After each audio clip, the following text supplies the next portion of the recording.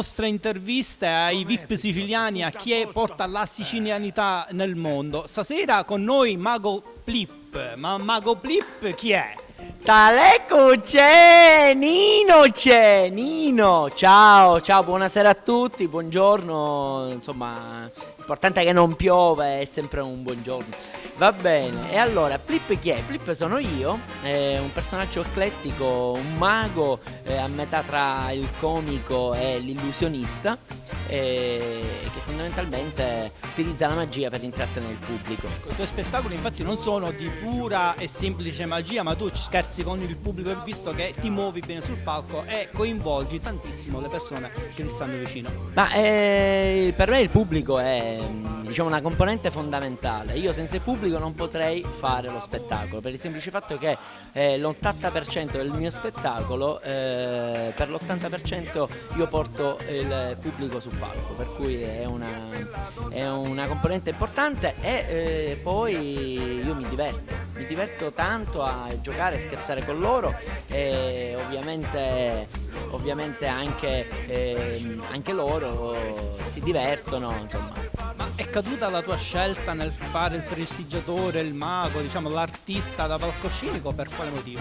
Ma è nato tutto per caso. Io ho iniziato facendo l'animatore turistico e all'interno poi delle varie strutture era nata, diciamo, questa passione dove io improvvisavo anche numeri di illusionismo che poi uniti anche diciamo, all'arte del cabaret venivano fuori delle chicche e allora ho capito che quella forse probabilmente sarebbe stata la mia strada. Ecco, c'è un po' di differenza tra cabaret e illusionismo, fare il mago in un palcoscenico, perché bisogna studiare tanto, bene o male studiare, come si chiamano, le mosse oppure i movimenti. Sì, anche se io non sono un mago manipolatore, io ci tengo sempre a precisarlo, i veri maghi sono dei grandissimi artisti che semplicemente con le loro destrezze fanno capolavori che fanno impazzire il pubblico.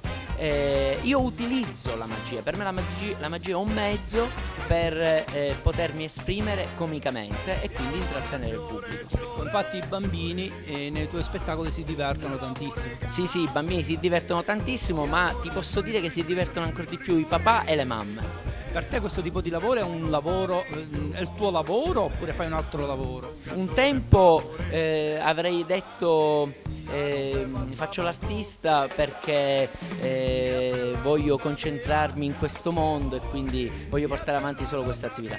In realtà, giovani d'oggi, ci ritroviamo, ahimè, senza un lavoro magari come ci si poteva, insomma, aspettare 20 anni fa, per cui chi fa l'artista è costretto a fare l'artista e a portare avanti questa attività. Però io sono contento per il semplice fatto che ho tutto il tempo a disposizione per poter, diciamo, incentrare tutte le mie energie qua e quindi fare bene. Quindi se un bambino oggi ti dice ma io da grande voglio fare pure il mago perché è bello, tu cosa risponderesti?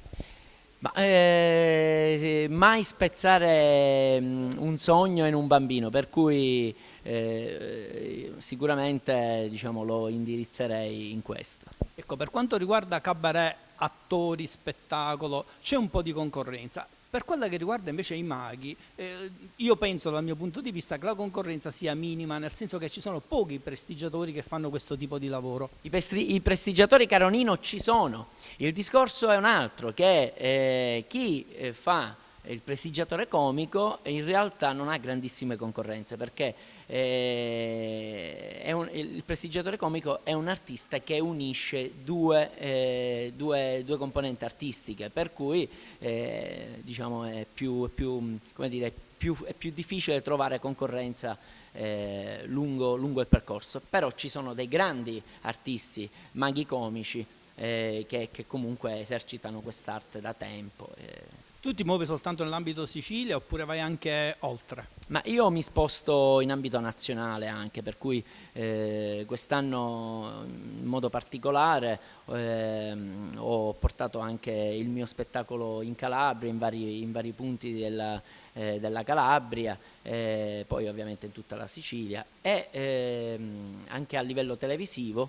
sta nascendo un progetto, già abbiamo registrato le prime 4 puntate di un progetto RAI con Matranghe, Minafò e tutto lo staff comico del convento Cabaret, che andrà appunto su Rai 4 dal 5 dicembre, si chiama Challenge 4. Quanto lavoro, ecco, quanto studia, quanto deve prepararsi un ragazzo come te per poi affrontare uno spettacolo diciamo che deve avere anche la sua oretta o anche di più di spettacolo?